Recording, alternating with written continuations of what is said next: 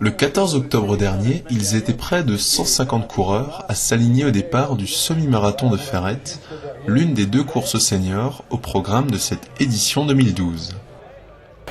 Sous les ordres du maire de Ferrette, les coureurs du semi-marathon se sont élancés pour un parcours de 21 km 100 à travers les communes du Jura alsacien. Un chiffre presque aussi bon que celui de l'épreuve de la Ferrettoise, longue de 12 km qui s'est élancée 1 heure plus tard. Dès les premiers mètres se forme un trio de coureurs venus des hauts plateaux d'Afrique de l'Ouest. Ils arrivent à Durmenac avec déjà une belle avance sur leurs poursuivants.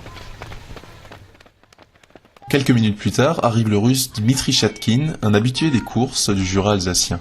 Sur ses talons, Mathieu Meister, le triathlète venu de Redersdorf, ancien vainqueur de la Ferrettoise.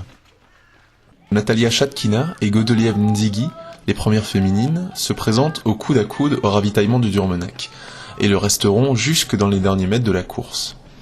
Au kilomètre 7, lors de la première traversée le Buxwiller, l'Éthiopien Taye Dante produit son effort et dépose ses 2 compagnons d'échappée. Le dossard 662 effectue une entrée triomphante dans les rues de Verunsouz et de Fislis. Au moment du deuxième passage à Buxwiller, les écarts sont déjà conséquents entre les 3 premiers.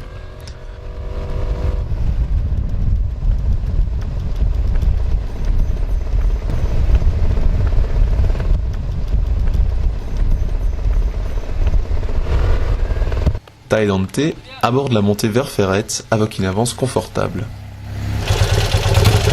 Si tu veux pas, tu nous le dis. Ah, allez hop.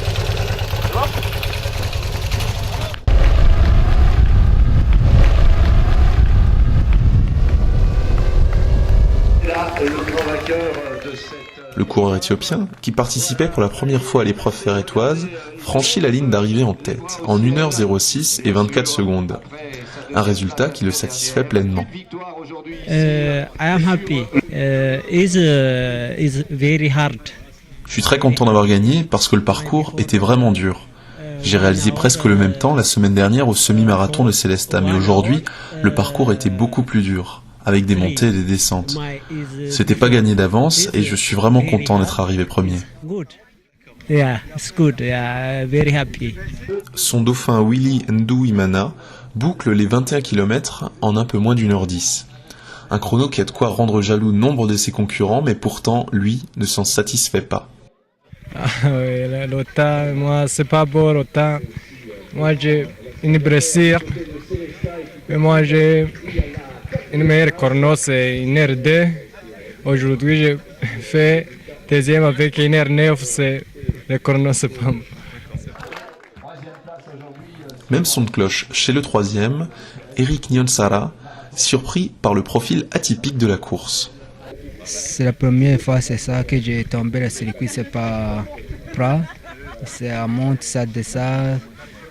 Pour moi, c'est pas facile, quoi. Ouais. Au pied du podium, on retrouve le russe Dmitri Chatkin, contraint de courir seul durant une grande partie de la course.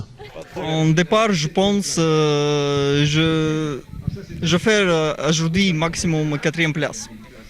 Et je pas parti avec 3 premiers garçons et je reste en 4e, 5e place et après 5 km je continue même tempo, mais mon concurrent il est un petit peu faire moins vite et je continue et en final dernière 5 je vais faire facile, tranquille, repos. Après avoir mené une longue bataille avec Natalia Chatkina, Godelieve Nzigi a terminé 10e au temps scratch et première féminine. La jeune femme originaire du Burundi se révèle aussi rapide sur la piste que timide devant une caméra. Le tas d'aujourd'hui, c'est pas bon parce qu'il est monté, il est descend, mais le climat c'est froid, c'est différent d'Afrique. Mais je cours, j'ai contacté pour la compétition d'aujourd'hui, j'ai fini première. Et je te dis merci pour les organisations de la compétition d'aujourd'hui, merci pour les autres courage, merci beaucoup.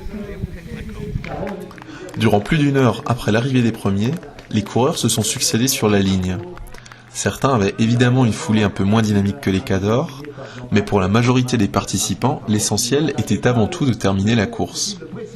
Au final, c'est bel et bien l'esprit sportif qui est ressorti comme le grand vainqueur de cette journée. Vous êtes fiers de papa, les filles? Oui, on est fiers, on est fiers.